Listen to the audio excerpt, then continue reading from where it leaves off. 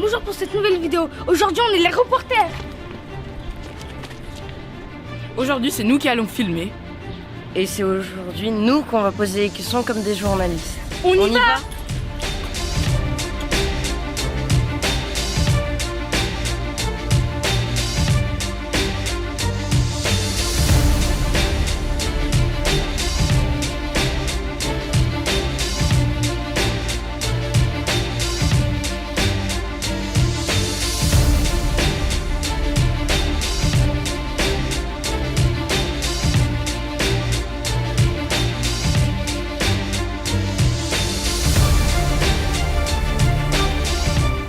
Bonjour, aujourd'hui, qu'est-ce qui va se passer dans le collège Pablo Picasso?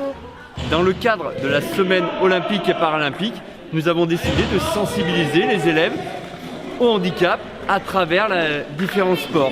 Ces élèves vont vivre différentes expériences sportives avec fauteuil, sans fauteuil, avec des handicaps essentiellement moteurs. Au-delà du sport, on va essayer de comprendre comment fonctionne, comment on peut vivre avec un handicap. Le but, c'est vraiment de sensibiliser aussi les élèves à ces notions-là, qu'on dépasse la notion sportive pour comprendre effectivement comment les sportifs et dans la vie de tous les jours, on peut évoluer avec un handicap. Alors vous savez organiser tout ça tout seul? Eh ben non, dans le cadre de Génération 2024, nous avons énormément de partenaires avec lesquels on peut fonctionner. Le principal partenaire, OSE, Objectif Sport d'Échirolles, la ville d'Échirolles, la Petite Poussée, l'association Adonf et le comité handisport de l'Isère. Donc nous sommes bien entourés aujourd'hui pour faire que cette journée soit une vraie réussite. Cette journée, pour moi, elle est importante parce qu'il y a beaucoup de choses qui se passent. On parle souvent de sensibilisation, d'information par rapport au handicap, par rapport au handisport, par rapport aux situations de handicap. Et là, ce qui est génial, c'est que les jeunes, ils se mettent en situation eux-mêmes. C'est eux qui vont vivre la situation de se mettre dans un fauteuil, de franchir un obstacle, de prendre un verre d'eau, simplement le déplacer. Et ça, ils réalisent vraiment de manière physique comment ça se passe, à quel point c'est difficile. C'était plutôt compliqué, surtout les trottoirs, puisque c'est pas vraiment aménagé pour les personnes avec un handicap, surtout avec un fauteuil roulant. Okay. Aujourd'hui, je me rends plus compte de c'est quoi d'être dans un fauteuil roulant, être handicapé, parce que c'est un peu compliqué. C'est pas la même vie que les gens qui sont pas dans le handicap, c'est compliqué pour eux. Donc il faudrait qu'on se donne tout mon plaisir à les aider. Et comme c'est un côté très ludique, à travers le sport, à travers les ateliers qu'on a mis en place sur le tennis de table, sur le basket, sur le déplacement de fauteuil tout-terrain, sur la carabine laser, le handicap devient un peu moins misérabiliste, un peu plus sympa à appréhender. Et à travers le jeu et un peu de compétition, parce qu'il y avait des challenges les uns entre les autres, parce qu'il y a un vrai élan de faire des choses ensemble. La raquette officielle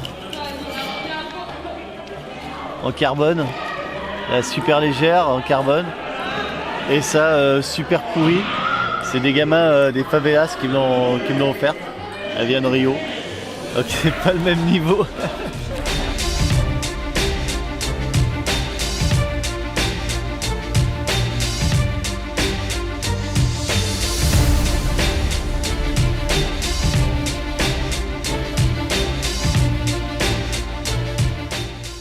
Alors aujourd'hui, on a décidé un petit peu de sensibiliser les jeunes habitants échirollois sur le handicap.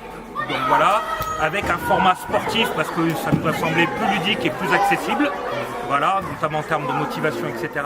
Et on a essayé de coupler ça à la journée olympique parce que Échirolles, comme vous le savez, est terre de jeu et terre d'accueil pour les Jeux 2024. Donc on a essayé d'allier le handicap avec la partie olympisme. Et le but, c'était vraiment de placer les jeunes en situation de handicap pour se mettre à la place des personnes handicapées sur des ateliers à la fois de la vie quotidienne et à la fois sportifs.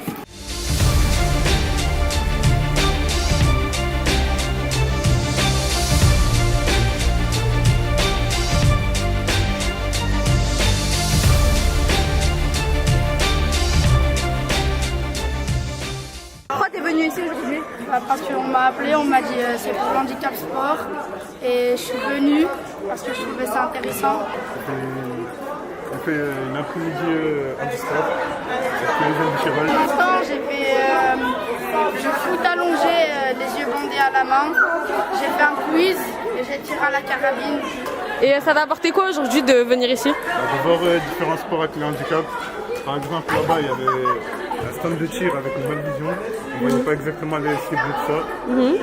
Ici, on faisait tennis de table aussi. Ouais. Ça fait de la difficulté et tout. Et voilà, différents sports. Et toi, t'as fait tous les trucs là pour l'instant? T'as fait tous les jeux? J'ai fait que tennis de table et chambre.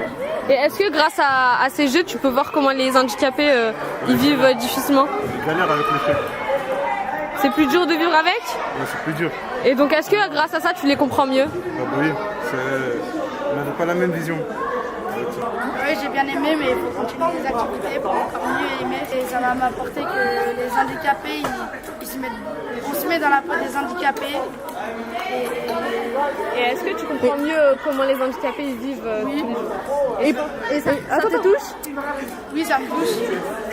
Et plus tard, s'il y a une personne en situation de handicap qui vient et qui te demande de jouer, est-ce que tu accepterais ou pas?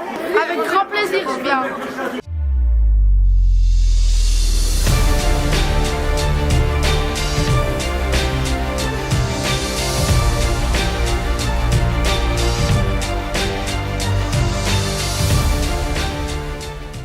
Bonjour, quelle est cette activité?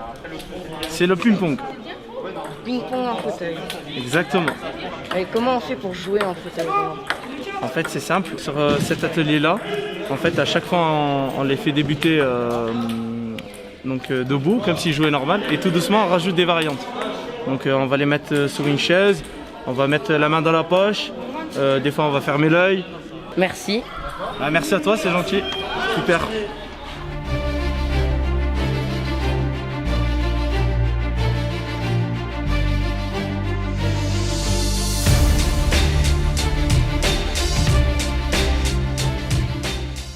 Oh là là, on est sur du handisport et là vraiment, Liamine, c'est vraiment du sport.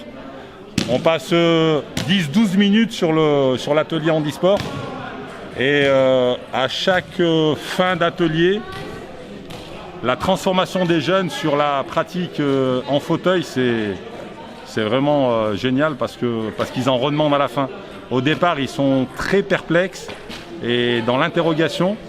Et à la fin, ils voudraient continuer le match, quoi. Par rapport à ce type de journée, déjà c'est pas la première que je fais de ce type-là avec les collégiens, etc.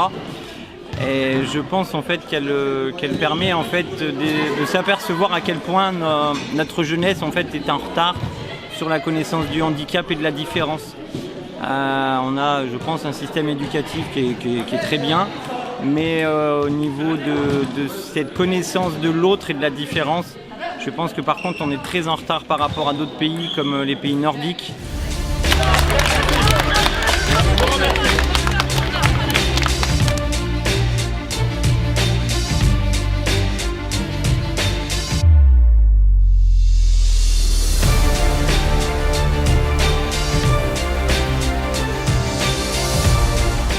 Et voilà, c'est la fin de notre vidéo, ça a bien roulé et à bientôt.